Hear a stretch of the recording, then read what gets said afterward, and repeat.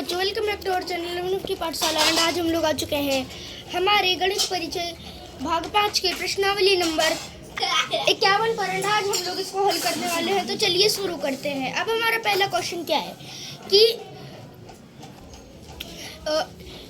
तीन भुजाओं से घिरी आकृति को क्या कहते हैं। फिर तीन भुजाओं से घिरे हुए बहुभुज को क्या कहते हैं। तो दोनों का उत्तर एक ही होगा। ओके, उसके बाद है चार भुजाओं से घिरे हुए बहुभुज को क्या कहते हैं। पांच भुजाओं से क्या कहते हैं, पांच भुजाओं वाला अगर घिरा हो तो ऐसे हम लोगों को इन सब का उत्तर देना है। ओके, तो उत्तर देना है तो देते हैं हम लोग उत्तर। ओके, तो हमारा पहला क्वेश्चन है तीन भुजाओं से घिरी आकृति को क्या कहते हैं। तो त्रिभुज कहते हैं। ओके, सेकंड क्वेश्चन क्या है। तो हमारा सेकंड क्वेश्चन है कि तीन भुजाओं से घिरे हुए बहुभुज को क्या कहते हैं। तो ये भी त्रिभुज ही होता है। उसके बाद थर्ड क्वेश्चन क्या है कि चार भुजाएं हैं उससे घिरा एक बहुभुज है, तो उसको क्या बोलेंगे, चतुर्भुज। ओके, एंड उसके बाद पांच भुजा, तो पांच भुजा पंचभुज। फिर छह भुजा, मतलब ओके, तो छह भुजा होती है षटभुज की।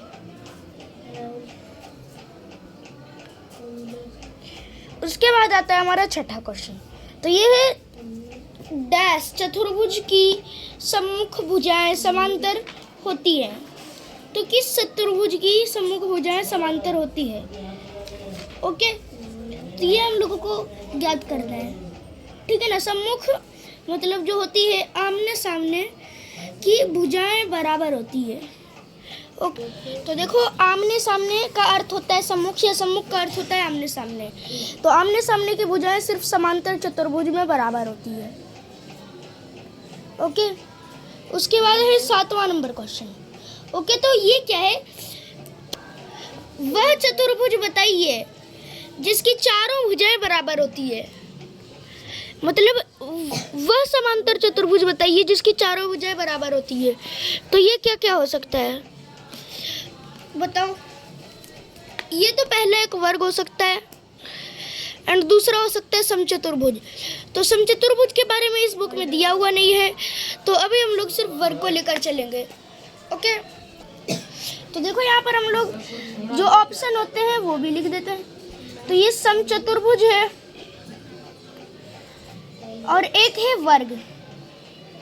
ओके, अब उसके बाद आते हैं हम लोग अपने 8वें नंबर के क्वेश्चन पर, एंड इसको हल करते हैं। तो ये क्या है, ये है, यहाँ पे देख लो, वह आयत जिसकी चारों भुजाएं बराबर होती है।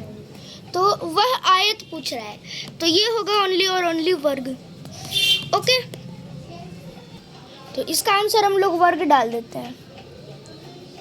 अब उसके बाद है डैश की सम्मुख भुजाओं का जोड़ा समांतर होता है। तो सम्मुख भुजाओं का जोड़ा समांतर होता है, तो ये होता है हमारा समलंब। उसके बाद हमारा 10वां नंबर क्वेश्चन। तो प्रत्येक वर्ग का प्रत्येक कोण क्या होता है। तो सबको पता है 90 डिग्री। अब उसके बाद सेकंड क्वेश्चन क्या है।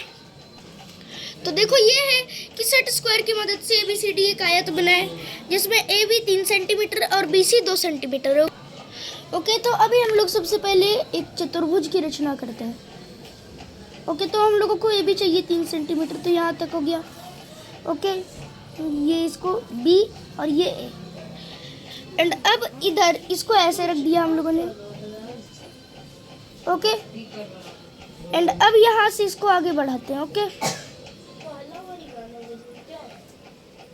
तो इसको अगर हम लोग इधर से आगे बढ़ाते हैं 2 सेंटीमीटर तक, तो ये हो जाएगा D। ओके, एंड इसको हम लोग यहाँ पर या तो 2 से 5 तक बढ़ा सकते हैं, या तो 0 से 3 तक, या तो ऐसे ही संख्याएं जिनका अंतर 3 हो। एंड 2 में भी सेम यही कैसे। ओके, तो ये C हो गया। ओके, ये हम लोगों का चतुर्भुज बन गया, आयत। ओके, अब उसके बाद क्या। तो अब देखो यहाँ पर हमारा थर्ड क्वेश्चन क्या है कि ABCD एक आयत बनाए जिसमें क्या है, AB बराबर 5 सेंटीमीटर एंड BC बराबर 4 सेंटीमीटर है। तो क्या करेंगे हम लोग, यहाँ पर सेट स्क्वायर से बनाते हैं। ओके, तो अब देखो ABCD आयत बनाना है। तो A भी बन गया, ये B A, एंड अब हम लोग बनाते हैं 5 सेंटीमीटर डीप, मतलब इसको 5 सेंटीमीटर नीचे, ठीक है, 5 नहीं 4 सेंटीमीटर नीचे जाना है। तो ये नीचे भी आ गया एंड ये बन गया D। एंड अब उसके बाद इधर से हम लोग 5 सेंटीमीटर बढ़ा देते हैं एंड इसको ऊपर लेके चल जाते हैं। तो ये C हो गया एंड ये हमारा बन गया। अब उसके बाद एक आयत बनाना है ABCD। तो देखो इसमें से मैं एक बता देता हूँ एंड एक आप लोग खुद हल करो। तो ओके, तो हम लोग बनाते हैं पहले पहला नंबर का। तो इसमें है कि 5 सेंटीमीटर का आयत बनाए। ओके, तो आयत 5 सेंटीमीटर का है, तो ये 5 सेंटीमीटर इधर से लाइन हम लोगों ने कर दिया एंड इधर से भी हम लोग 5 सेंटीमीटर करेंगे। ओके, यहाँ 5 सेंटीमीटर है एंड उसके बाद यहाँ तक हम लोगों ने खींचा एंड एक इधर तक खींच लिया। ओके, इस वाली लाइन को हम लोग एक बार फिर से मिला लेते हैं। तो ABCD। ओके, तो देखो आयत भी अभी हम लोगों ने सीख लिया बनाना, कैसे बनाना है। तो इसको आप लोग आयत को भी एक बार आप लोग खुद से ट्राई करो। एंड अभी जो ये हमारा चैप्टर है 51 एक्सरसाइज नंबर अच्छे से कंप्लीट हो चुका है। एंड अगर आप लोगों को कोई डाउट वगैरह हो किसी भी क्वेश्चन में, जो आप लोगों का डाउट क्लियर नहीं हुआ हो, तो आप लोग उसको इस वीडियो में कमेंट करके पूछ सकते हो। बाकी अगर आप लोगों को इस वीडियो में जो हमारा चैप्टर नंबर 51 है अच्छे से समझ आया तो बने रहिए हमारे चैनल अभिनव की पाठशाला पर।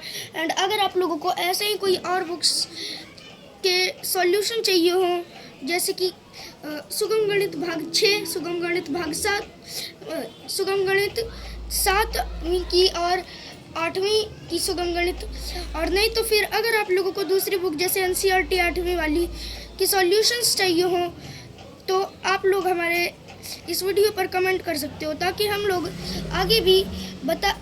आगे हम लोग उन बुक्स के सॉल्यूशंस आप तक पहुंचा पाएँ। शुक्रिया, बाद में मिलते हैं नेक्स्ट वीडियो में।